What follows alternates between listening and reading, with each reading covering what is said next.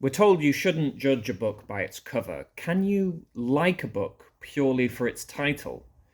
Star Trek, the motion picture, a novel, has always had a warm place in my heart, but I think that really is the title alone. It's not a very good book. Even for this era in Star Trek novels, it doesn't really distinguish itself. It's very much in the Old Testament era of Trek, as I think of it, the era in which the Star Trek creator himself, the great bird of the universe, Gene Roddenberry, was still alive and still overseeing Star Trek projects. He wrote this novel. That's the one thing that does make it stand out from the rest, that makes it essential reading for most Trek fans. The novels of this era, post the original series, as the movies are starting, but before any of the new TV iterations, starting with the Next Generation, came out, are all mostly a little rough around the edges. It's slim pickings, really, for properly good novels. Some of them are very likable, but flawed, and some of them are outright terrible. And Star Trek: The Motion Picture and Novel does have many of the flaws that those books have. There are some notorious innovations that Roddenberry includes in the novelized version of the motion picture story, which do not sit at all well with the conventional view of Star Trek politics.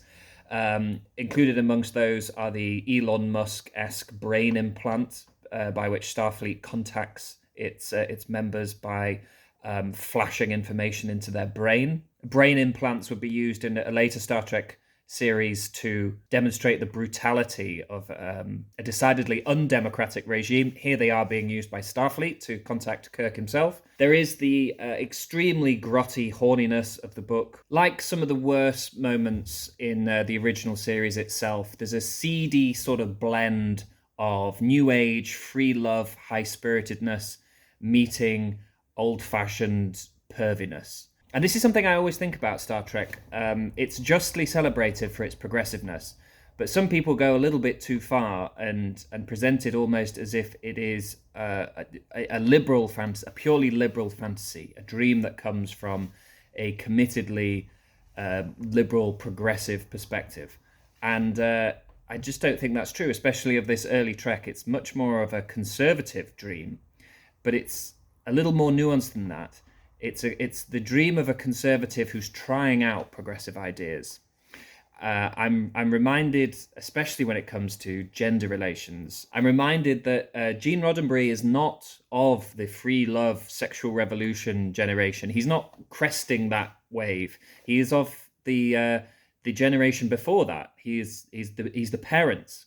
He's Philip Larkin's generation. Larkin, who wrote Sexual Intercourse Began in 1963, which was rather too late for me, just between the Chatterley Ban and the Beatles' first LP. I think Roddenberry had some earnestly felt progressive ideals, and they are the best of that Star Trek has to offer. One of the things that makes it so psychologically interesting is its mixture of traditional values stepping into a new world of social politics.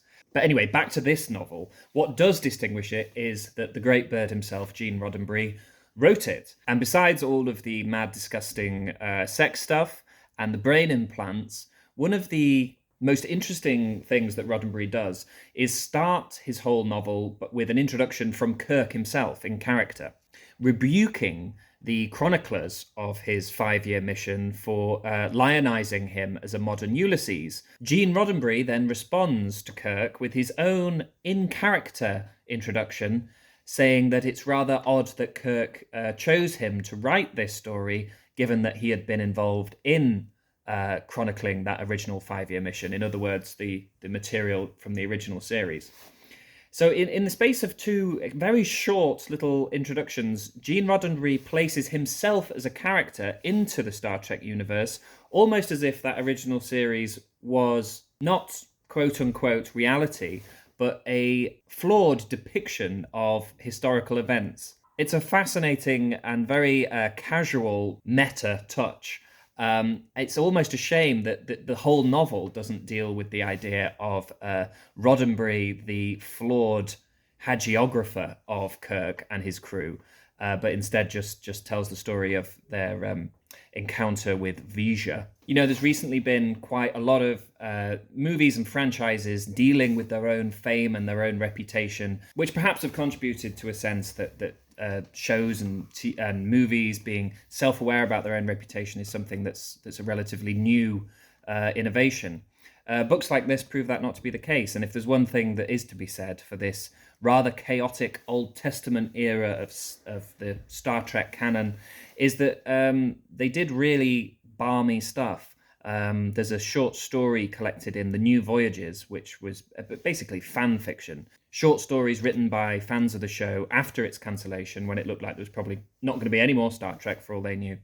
There's a short story in that collection in which William Shatner, Leonard Nimoy, and the cast of Star Trek are filming an episode, and something goes wrong with the prop transporter, and they end up on board the real Enterprise amongst their fictional counterparts. That's the kind of thing that you wouldn't get in a Star Trek book once the money people at Star Trek realized they had a franchise on their hands, started to regulate their canonical and extra canonical material, and introduce a level of professionalism, which may have improved the overall quality and competency of the books, but maybe at the cost of losing some of the rough around the edges, gremlins at the wheel type chaos.